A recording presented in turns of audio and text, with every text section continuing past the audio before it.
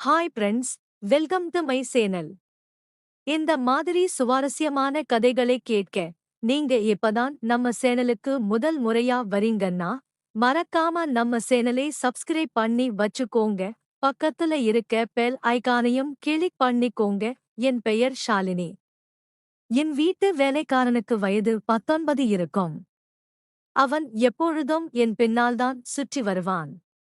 நான் அவனைச் சிறியவன் என்றுதான் நினைத்திருந்தேன். ஆனால் ஒரு நாள் அவன் என்னிடம் சொன்னான், முதலாளி அம்மா, என்னைச் சிறியவன் என்று நினைக்கிற தவறை நீங்கள் செய்யாதீர்கள் என்றான். அன்று இரவு நான் அவனைப் பார்த்தபோது ஆச்சரியப்பட்டேன். ஏனென்றால் அன்று இரவு குமார் 19 வயது பையனைப் போல் இல்லாமல் 30 வயது மனிதனைப் போலே நடந்து கொண்டான். குமார் என் வீட்டில் தங்க ஆரம்பித்ததிலிருந்து என் உடலில் மாற்றங்கள் ஏற்படத் தொடங்கின. குமார் சிறியவன், அவனுக்கு இது எதுவும் தெரியாது என்று நினைத்தேன். ஆனால் மெதுவாக அவனுடைய உண்மையான நிறங்கள் எனக்குத் தெரிய ஆரம்பித்தன. ஒரு 19 வயது பையன் என் வயதான 30 வயது பெண்ணுக்கு எப்படி, எவ்வளவு மகிழ்ச்சியை தர முடியும் என்று நான் நினைத்துக்கூட பார்த்ததில்லை. குமாருக்கு 19 வயதுதான் இருந்தது. நான் அவனை என் வீட்டின் வேலைக்காக கிராமத்திலிருந்து அழைத்து வந்திருக்கிறேன். என் வீட்டில் நானும் என் ஒரு வயது மகனும் மட்டுமே இருக்கிறோம். நான் வீட்டு வேலைக்குச் சென்றால் குமார் என் குழந்தையை பார்த்துக் கொள்வான். ஏனென்றால் அவன் என் பிள்ளையை ரொம்ப கவனமாக பார்த்து அக்கறையோடு இருக்கிறான். அதனால்தான் என் வீட்டிலேயே அவனைத் தங்க வைத்திருந்தேன். நான் திருமணம் செய்யாமலே தாயானேன். என் காதலன் திருமணம் செய்து கொள்வதாக ஆசை காட்டி என்னுடன் காதல் நாடகம் ஆடிவிட்டு என்னை கர்ப்பமாக இருக்கும்போது நான் அவனது வீட்டிற்குச் சென்றேன். அங்கே அவனுக்கு திருமணம் நடந்து கொண்டிருந்தது. அவன் என்னிடம் காதல் நாடகம் ஆடிவிட்டு வேறொரு பெண்ணை மணந்து கொண்டான். நான் கருக்கலைப்பு செய்ய நினைக்கும்போது நேரம் கடந்துவிட்டது. 5 மாதங்கள் ஆகிவிட்டன. என் பெற்றோர்கள் என்னையும் என் குழந்தையையும் ஏற்றுக்கொள்ள மறுத்துவிட்டார்கள். அப்போதுதான் நான் தனியாகத்தான் வாழ ஆரம்பித்தேன். சில மாதங்களுக்கு முன்புதான் என் தாத்தாவின் 100வது பிறந்தநாளுக்கு என் கிராமத்திற்கு சென்றிருந்தோம். என் தாத்தா எனக்கு பிறந்தநாள் அழைப்பு அனுப்பியிருந்தார். அதனால் நான் கிராமத்திற்குச் சென்றேன். என் தாத்தா மட்டுமே என் மகனை அன்புடன் மடியில் வைத்துக் கொண்டார். தருண் அவருடன் விளையாடிக் கொண்டிருந்தான். அப்போது அலுவலகத்திலிருந்து எனக்கு தொலைபேசி அழைப்பு வந்தது. நான் சிறிது நேரம் தொலைபேசியில் பேச வெளியே சென்றேன். நான் திரும்பி வந்தபோது என் தருண் தாத்தாவிடம் இல்லாமல் வீட்டு வேலைக்காரனிடம் இருந்தான். தருண் அந்த வேலைக்காரனிடம் நன்றாக விளையாடுவதை நான் பார்த்தேன். நான் என் குழந்தையை அந்த வேலைக்காரனிடமிருந்து எடுத்துக்கொண்டு அங்கிருந்து புறப்பட ஆரம்பித்தேன். அப்போது அந்த வேலைக்காரன் என்னை நிறுத்தினான். அவன், முதலாளி அம்மா, எனக்கு கொஞ்சம் உதவி தேவை. எனக்கு பணம் பெரிதாக தேவையில்லை, ஆனால் வேலை தேவை என்றான். அவன் தன்னை அறிமுகப்படுத்திக் கொண்டான். நான் குமார் ஹூ. என் வீட்டில் மாடு மற்றும் எருமைகளின் கொட்டாய்களைச் சுத்தம் செய்த பிறகு நான் அந்த வேலைகள் அனைத்தையுமே செய்து வேலை பார்த்துக் கொண்டிருந்தேன். அதனால் இப்பொழுது பெரிய முதலாளி மாடு, எருமைகள், இலை விற்கப் போகிறார்கள் என்று சொன்னார்கள். ஆனால் அதனால்தான் உங்களிடம் ஏதாவது வேலை இருந்தால் கொடுங்கள். எனக்கு வேலை மிகவும் தேவை. என் பெற்றோர்கள் கூலி வேலை செய்கிறார்கள். எனக்கு வேலை மிகவும் தேவையூ. அப்போது நான், என் குழந்தையை பராமரிக்கும் வேலை இருக்கிறது. ஆனால் இதற்காக நீ நகரத்திற்கு வரவேண்டும். இந்த வேலைக்கு நான் உனக்கு மாதம் 10,000 ரூபாய்தான் கொடுப்பேன் என்றேன். அவனுக்கு பணம் அதிகம் தேவையில்லை. ஆனால் குமார் என்னுடன் நகரத்திற்கு வரத் தயாரானான். தருண் அவனுடன் நன்றாக இருந்தான். அதை பார்த்துத்தான் நான் குமாரை என் வீட்டுக்கு அழைத்து வர முடிவு செய்தேன். குமார் அன்று முதல் என் வீட்டிலேயே தங்கியிருந்தான். ஒவ்வொரு 4 மாதங்களுக்கு கொஞ்சம் பணம் சேர்த்து அவன் தன் கிராமத்திற்கு போவதாகச் சொன்னான். குமார் நாள் முழுவதும் என் குழந்தையை நன்றாக பார்த்துக் கொண்டான். வீட்டு வேலைகளிலும் எனக்கு உதவியாக இருந்தான். குமார் வீட்டிற்கு வந்து 1 மாதம் ஆகியிருந்தது. இந்த 1 மாதத்தில் அவன் என் இதயத்தை வென்றுவிட்டான். என் கவனிப்பால் என் மகனின் ஆரோக்கியமும் மேம்பட்டது. தருண் என்னை தொந்தரவு செய்தான். இப்பொழுது அவன் குமாரின் கையால் நன்றாகச் சாப்பிடுகின்றான். நான் குமாருக்கு ஒரு தனி அறை கொடுத்திருந்தேன். ஆனால் ஒரு நாள் இரவில் தருண் மிகவும் அழுதான். எந்த வகையிலும் அவன் அமைதியாகவில்லை. குழந்தையின் அலறல் குரலைக் கேட்ட குமார் என் அறைக்கு வந்து தருணை என்னிடமிருந்து எடுத்துக்கொண்டான். குமார் எடுத்தவுடன் தருண் அமைதியானான். இரவு வெகு நேரமாகியிருந்தது. தருண் குமாரிடம் விடவில்லை. ஆனால் நான் அன்று குமாரை என் அறையிலேயே தூங்கச் சொன்னேன். காலையில் நான் எழுந்தபோது தருண் குமாரை பிடித்துக்கொண்டு தூங்கிக் கொண்டிருந்தான். அந்த இரவுக்குப் பிறகு குமார் தருணுடன் என் அறையில் தூங்க ஆரம்பித்தான். குமார் வந்ததிலிருந்து எல்லாமே நன்றாக நடந்து கொண்டிருந்தது.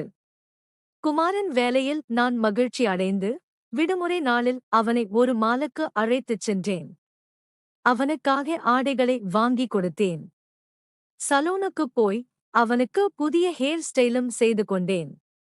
அதெல்லாம் செய்து பார்த்த பிறகு அவன் ரொம்பவே மிகவும் அழகாகவே இருந்தான். அன்று நான் அவனுடைய தோற்றத்தை மாற்றினேன். அவனை புதிய தோற்றத்தில் பார்த்தபோது என்னாலேயே நம்ப முடியவில்லை. நேற்று வரை ஒரு சாதாரண வேலைக்காரனாக இருந்தவன் இவ்வளவு அழகாகவும் ஸ்டைலாகவும் மாறிவிட்டானே என்று அவனை நான் பார்த்து கொண்டே இருந்தேன். நான் அவனை அறையில் படுக்கையில் படுக்க வைத்தேன். தண்ணீர் கொடுக்க வெளியே சென்றேன். அப்போது குமார் எனக்காக தண்ணீர் கொண்டு வந்தான். தண்ணீர் குடித்துவிட்டு நான் கிளாஸை வைத்தேன். குமார் அப்போது என்னை மறைமுகமாக பார்த்து கொண்டிருந்தான். நான் கிளாஸை வைத்தவுடன் அவன் என் கையை பிடித்தான். பல வருடங்களுக்குப் பிறகு ஒரு ஆண் என் கையை பிடித்தான். நான் என் கையை விடுவித்துக் கொண்டு அவனிடமிருந்து விலகினேன்.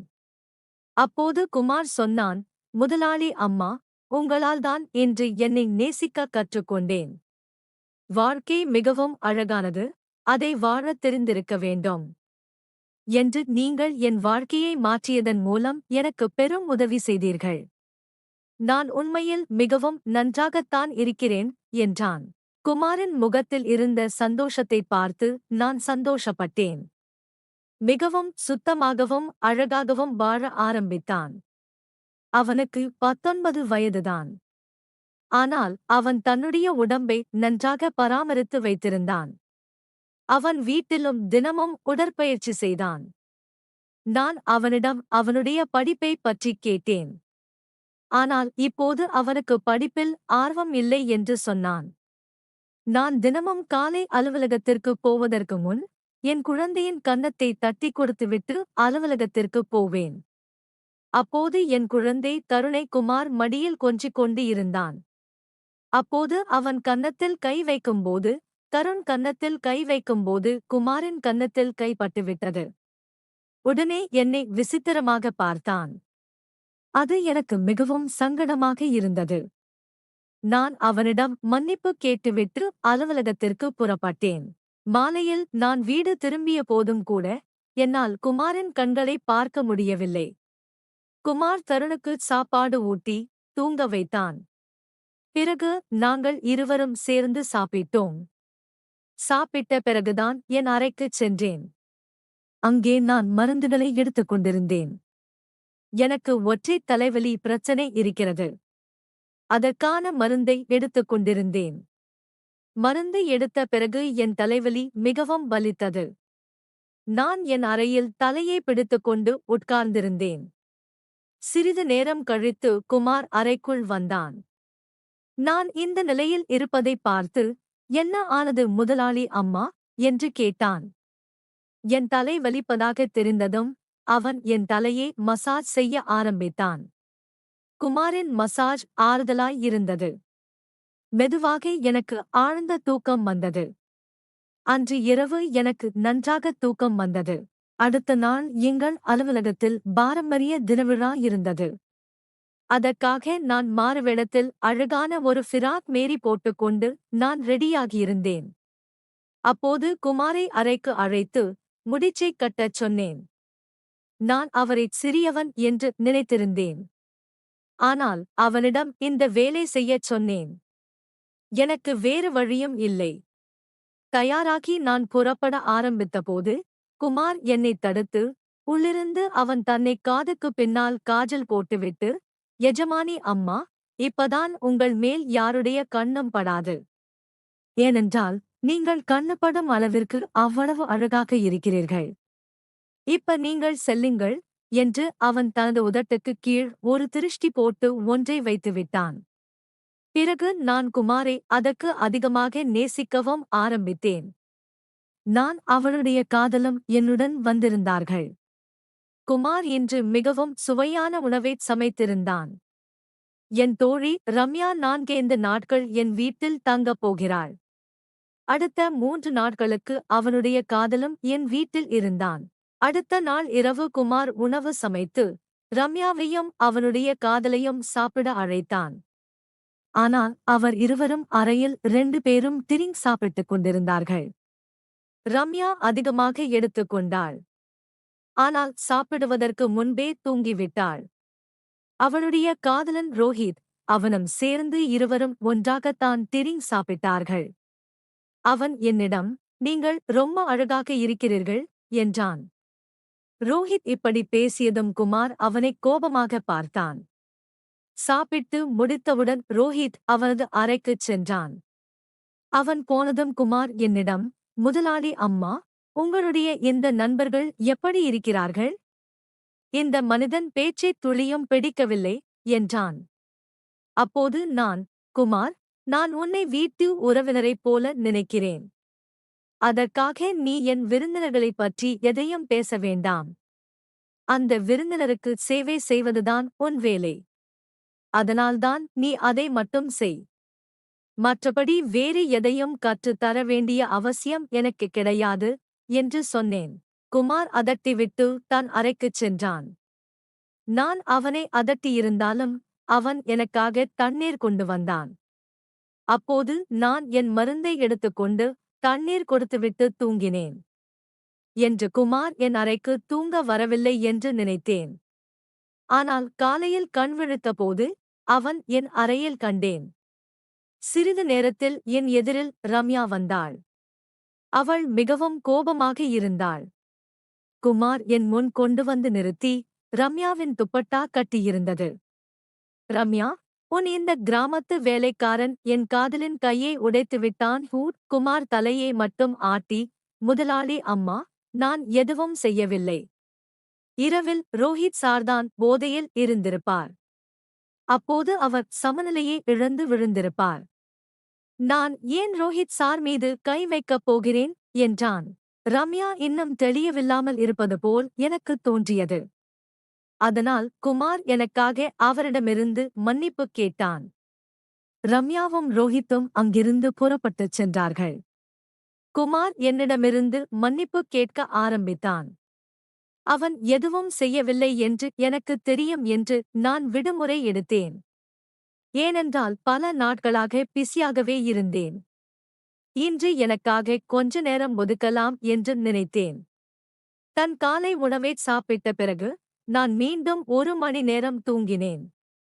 தருண் என்னுடன் தூங்கினான். எழுந்த பிறகு எனக்கு 1 கப் தேநீர் கொடுக்க வேண்டும் என்று தோன்றியது. நான் குமாரை தேநீர் தயாரிக்க அழைத்தேன்.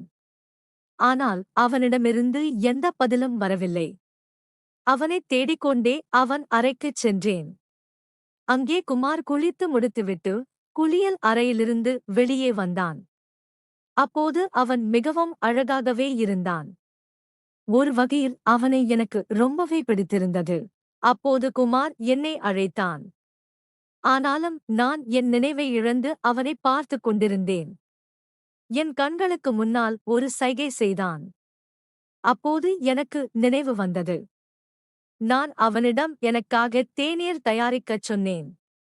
வீட்டில் கொஞ்சம் சரும பராமரிப்பு செய்ய வேண்டியிருந்தது. அதனால் மதிய வேளையில் என் அறையில் சொந்த பார்லரை நடத்த ஆரம்பித்தேன். என் கால்கள் மெழுகேற்றிக் கொண்டிருந்தேன். மெழுகேற்றம் செய்யும் பொழுது என் கால்களில் கொஞ்சம் சூடான மெழுகு அதிகமாக பட்டுவிட்டது. அதனால் எரிச்சல் ஏற்பட்டு, என் வாயிலிருந்து சத்தம் கேட்க, குமாரும் ஓடோடி வந்தான். வந்து பார்த்து, எரிச்சலைக் காலைப் பார்த்தான்.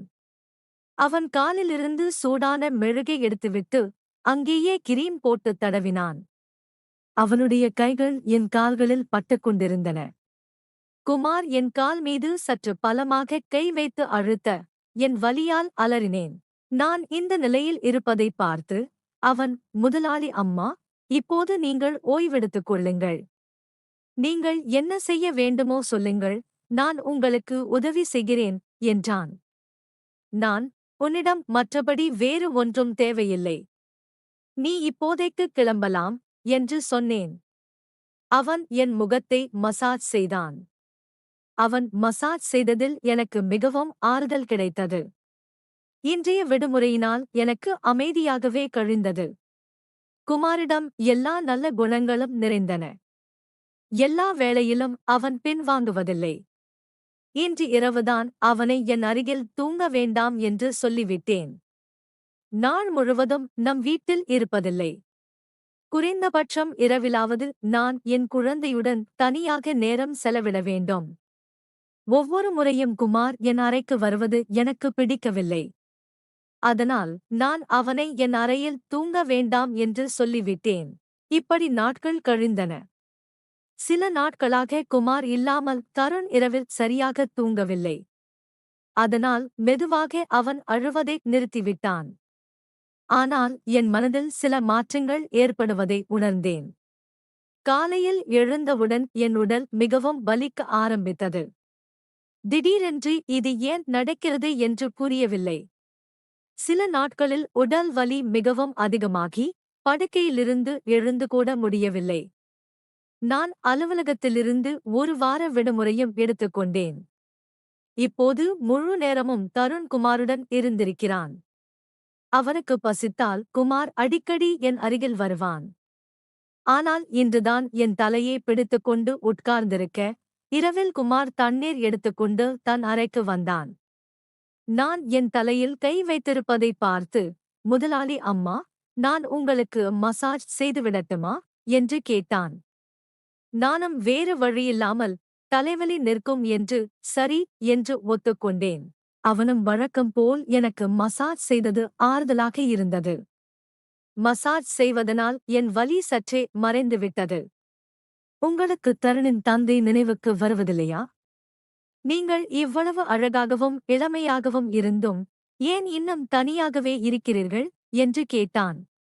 அவனுடைய கேள்விக்கு என்னிடம் சரியான பதிலும் இல்லை. நான் அவனிடம், உன் கேள்விக்கு பதில் என்னிடம் இல்லை, என்றேன். அந்தக் கேள்வி அங்கேயே முடிந்தது. குமாரின் மசாஜ் எனக்கு நன்றாக தூக்கம் வரவைத்தது. அடுத்த 2 நாட்களுக்குப் பிறகு, நான் என் காதலனைச் சந்தித்த தேதி வந்தது. கடைசியில் அந்த நாளும் வந்துவிட்டது. அன்று நாள் முழுவதும் என் மனதை ஏதாவது ஒரு வேலையில் பிஸியாக வைத்திருக்க முயற்சி செய்தேன். ஆனால் இறைவன் இருளில் என் காதலன் எனக்கு மிகவும் நினைவுக்கு வந்தான். அன்று அவன் என்னுடன் இல்லை. ஆனால் அவன் என் குழந்தையின் தந்தை. தருணை பார்க்கும்போது எனக்கு தினமும் அவன் நினைப்புதான் வரும். இன்று என் உணர்வுகளை என்னால் மறக்க முடியவில்லை. நான் என் அருகில் சத்தமாக அழ ஆரம்பித்தேன். தருண் அருகில் தூங்கிக் கொண்டிருந்தான். அதுவும் எனக்கு நினைவில் இல்லை.